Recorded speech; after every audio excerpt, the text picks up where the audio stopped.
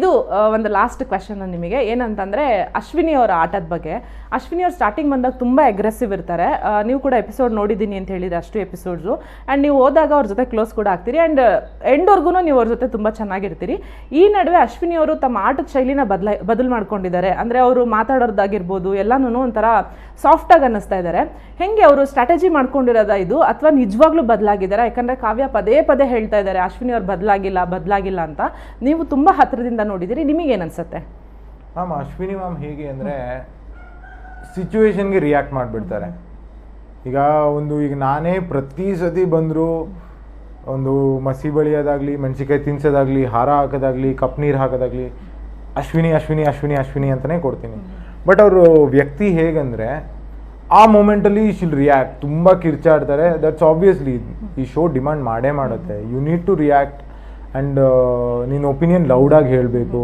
That is all there. And sometimes ಸ್ವಲ್ಪ limit cross ಮಾಡಿ ಜೋರಾಗಿ ಮಾತಾಡಿರೋದು ಉಂಟು.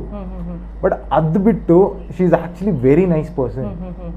ಜೆನ್ಯೂನ್ ಆಗಿ ನನಗೆ ಅವ್ರ ಜೊತೆ ಒಂದು ಔಟ್ಸೈಡ್ ವರ್ಲ್ಡ್ ಬಗ್ಗೆ ಮಾತಾಡೋದಾಗಲಿ, ಮನೇಲಿ ಒಬ್ರ ಬಗ್ಗೆ ಅವರು ಊಟ ತಿಂಡಿ ವಿಷಯಗಳು ಬರಲಿ, ಮನೆ ಕೆಲಸಗಳು ಬರಲಿ, ಬೇರೆ ಏನೇ ಆದರೂ ತುಂಬ ಸ್ಪಂದಿಸ್ತಾರೆ. ಸೊ ಆ ರೀತಿ ನೋಡಿದಾಗ she is a very nice person. But situation ಅವ್ರನ್ನ ಆ ಥರ ಪೋರ್ಟ್ರೇ ಮಾಡ್ತಿತ್ತು. She was reacting, she was ಏನಂತಾರೆ, ಕೋಪ ತುಂಬ ಜಾಸ್ತಿ ಇದೆ, ಅದು ಅವಾಗ ಆಚೆ ಬರ್ತಿತ್ತು. ಮೇ ಬಿ ಜನ ಅದನ್ನ ತುಂಬ ನೋಡ್ಬಿಟ್ಟಿದ್ದಾರೆ. ಅಶ್ವಿನಿ ಅಂದರೆ ಬರೀ ಆ ಥರ Ashwini Gowda, she react, she is ಇದೇ ಕಾರಣಕ್ಕೆ ಅವ್ರು ವಿನ್ ಆಗಬೇಕು ಅಂತ ಹೇಳ್ತೀರಾ ನೀವು?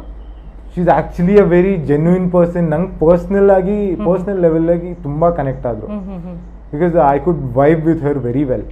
ಸೊ ಆ ರೀಸನ್ಗೆ ಐ ವುಡ್ ಸೇ ಆ ನೈಸರ್ ವರ್ಷನ್ ಆಫ್ ಅಶ್ವಿನಿ ಏನಿದೆ, that needs to win. Okay.